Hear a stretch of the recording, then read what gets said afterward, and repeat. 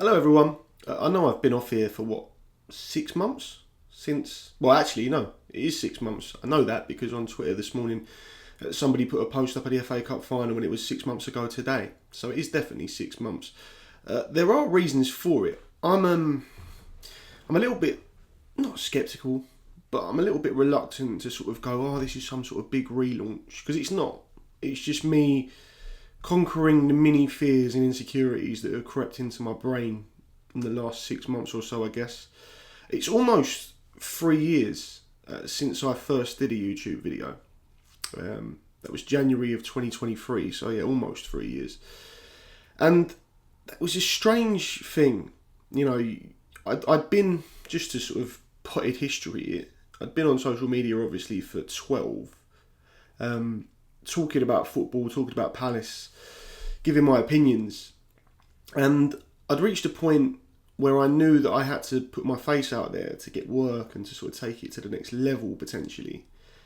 But there was like this initial period, alright, so I came out on YouTube, came out in terms of my sexuality, came out with my face, and gave the world a sort of window into my own insecurities with cerebral palsy and talking about that, the reasons why I hadn't ever revealed my identity in terms of what I looked like and stuff.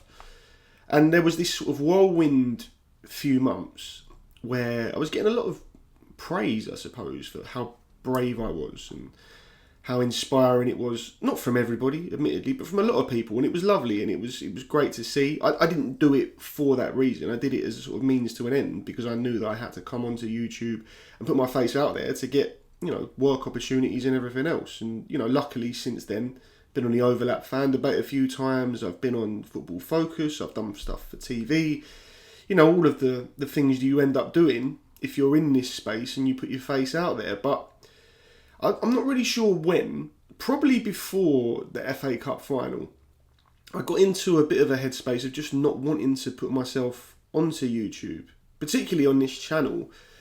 I think, you know, there's so much judgment that swirls around now when it comes to social media, to content creation, and specifically football content creation. You know, people have opinions on you. They have opinions on everything you think, everything you say, the way you look. You know, you see I've got hair again now. I was somebody who voluntarily shaved my head for 5 or 6 years. I think I started one day, I thought I was just going to shave it all off. And then I just carried on for ease. Now, I appreciate it's not the fullest head of hair in the world, but you get people that want to pass judgment. Oh, you're bald, you're never 35, you're never 36, you're an old man, you're middle-aged, you're fat, you're this, you're bald, you're whatever. And it shouldn't matter, and it doesn't really matter. But there was a part of my head where I was just constantly thinking, I can't be bothered. Like it wasn't putting me in a headspace of like wanting to draw the curtains and not leave my house. I didn't want to sit in a darkened room and cry and feel sorry for myself. But YouTube is such a personal thing when you're putting yourself in front of a camera. You know, there was this thing when I first started the account about blinking, and people were saying, you know, you don't blink. Why don't you blink? What's going on? And then there were people in the comments trying to defend me saying, actually, I think you'll find he's disabled and maybe that's something to do with it. And you think to yourself, like, why does everyone care so much? And that in itself, it leads you down this path of second and triple and quadruple guessing your own choices. So if I was going to talk about a specific subject, I'd want to research it within an inch of its life, and I'd want to make sure it was perfect, and I'd want to make sure that the way that I spoke was perfect and there wasn't a single word out of place, or that I was looking at the camera in the right way or blinking enough. It's ridiculous, you know, and that led to a situation where you've got YouTube. It's supposed to be this other vehicle for me to speak and to get my opinions across, to speak about certain topics and, you know, add another string to your bow media-wise, I guess. But obviously I do the 2 pods every morning, 7:30 to 8:30 on a weekday. I've started over the last year and a half doing the twice weekly pod for Spotify with Flav, Football Between the Lines, and that's going well and it's growing and everything else. But YouTube was, you know, the smashing through the door from me, the thing that was going to give me the ability to reach a bigger audience and potentially grow this. And I've let it stagnate, but I've let it stagnate because I just didn't really feel like YouTube was for me. And the last couple of weeks I've been thinking to myself, like, why? Why is that the case? Why am I worried? Why am I, in this particular instance, I'm not going to cut this video. This is just me speaking for however long the video goes on. But if I was doing a video and I tripped over my words, or I looked a certain way, or I might have, I don't know what it might be, I'd have gone back and I'd have edited the recording and I've edited it out and I've sort of cut it. And I think to myself, like, no one cares. If anything, the YouTubers that I watch are the ones that I feel most connected to on a human level. As if you're having a chat to them down the pub, or they're just sitting opposite you at a table. I don't want to feel that it's polished. When I watch YouTube, when I watch the people that I pay the most attention to and follow their content or videos or whatever, it has to feel more natural. So why am I trying to make it into this more polished thing? And I mean, I've discussed it on my pod this morning. I've discussed it on Football Between the Lines with Flav as well. The last couple of weeks, it's really, I mean, I know this anyway, but it sort of struck home to me how desperate so many people are to just be contrarian and to pick holes and to sort of pour cold water on things. I can think of different examples. Most recently, England getting through with a perfect record, literally perfect in qualifying. 8 wins from 8, no goals conceded. I think it's 22 scored across those games. And you'll get people, and I'm sure it's inevitably happened across the last 12 or so hours on social media, you'll get people going, yeah, but look at the opposition, Albania and Serbia. It's not exactly a World Cup, is it? They're going to come unstuck when they get to the knockout stages. What's the point? No one's saying that this is the precursor to England going and breaking their trophy drought since 1966, but it's still impressive. It's still something that no European team, I believe, has ever done. Thomas Tuchel has come in, he has made us incredibly good at the back, and he has allowed us to score a lot of goals and win 8 games out of 8 in qualifying. People will bring up Senegal, and you think, well, at least I think, who gives a shit? Like, why does it matter? Why does everything have to be microanalysed to the point of sucking all the joy out of it? The Republic of Ireland played Hungary yesterday in Hungary. They needed to win that game to get into the playoff positions for the World Cup qualification. I believe the draw for that qualification is taking place this Thursday. Again, the joy that was obvious and palpable across the whole of Irish football when Troy Parrott scored the 3rd goal of his hat-trick to give them that 3-2 win in Hungary yesterday on 90+6. It's been fantastic. It's exactly why I fell in love with football at the age of 7. And there will still be people all over social media, admittedly few and far between, but they will exist. People that are going, oh, you're doing too much. They haven't even made it to a World Cup yet. And if they get through in the qualifiers, there'll be people saying, oh, you've only made it to the group stage. And if they get to the quarters, they'll be like, well, they haven't won it, have they? Just allow things to be enjoyable for what they are. Allow people to celebrate their joy. Allow people to revel in achievements. I made a point, I think it was yesterday or the day before. I sent a tweet out because Real Madrid and the Bernabeu are hosting or were hosting an NFL game over the weekend, as we see in London with Tottenham's ground and Wembley and all the rest of it.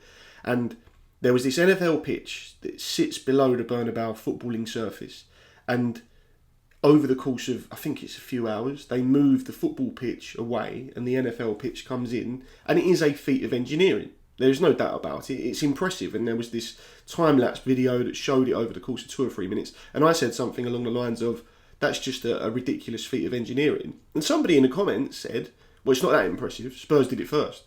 And I don't think it was meant as a particularly aggressive comment, but I said, loads and loads of people have scaled Everest. It doesn't mean that because you didn't do it first, it's not as impressive as a feat, as a human achievement. Just like this, it's a feat of engineering. Just enjoy it for what it is. And maybe I'm too long in the tooth and I've been on social media too long and I care too much about what people think. But that's exactly why I'm recording this video, because I don't really give a shit anymore. At least I don't think I give a shit. I don't think I care as much, because there are always going to be people that want to have pops at you. You talk about the overlap fan debate. I went on there after the season was, I think the season was just getting underway, and you had this whole Palace case with UEFA, Nottingham Forest taking our place in the Europa League because of a bit of paperwork that we didn't sign, etc, etc. I was on there with a guy called Greg, who is a Forest fan, and they sort of made us go in a head-to-head sense.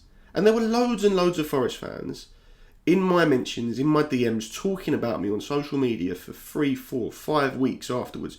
Oh, look at him, he's ugly, he's bald, he looks shifty. There was one particular guy kept on talking about me looking off up and to the right when I was trying to form my answers I'll tell you now, you sit in a TV studio and you've got Jamie Carragher and Wayne Rooney sat in front of you. You've got an audience, you've got cameras, you've got lights on you, you've got people. You know that that's not going to be edited out if you fuck it up. It's not. It's what it is.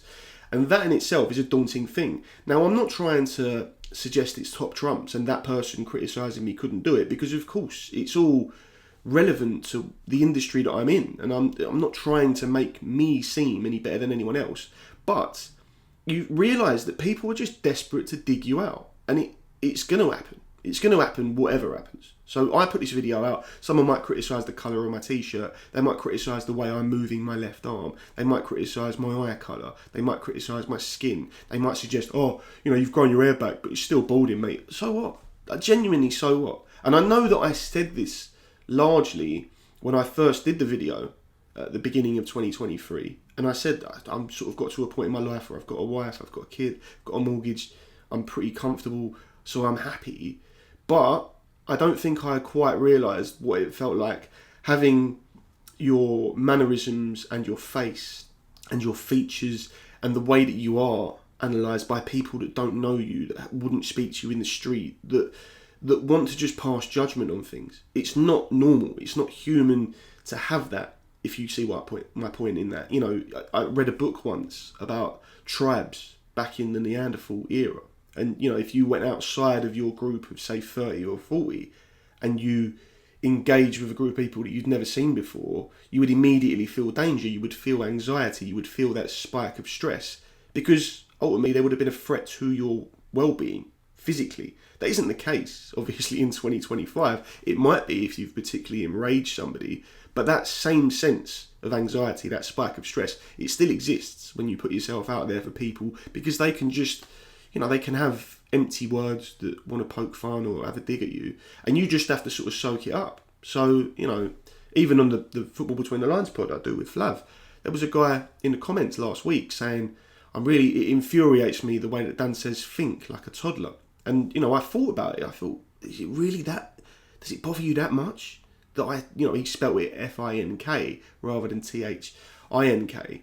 And I sort of analysed it in my own brain, and I sort of came to the conclusion that when I say think, it's because I put my bottom lip on my top row of teeth, because I'm from South London and that's the way the South London accent works. If I wanted to say it correctly in the Queen's or King's English, I would need to put my tongue on my top row of teeth like this, think.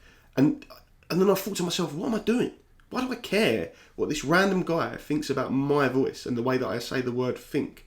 It's ridiculous.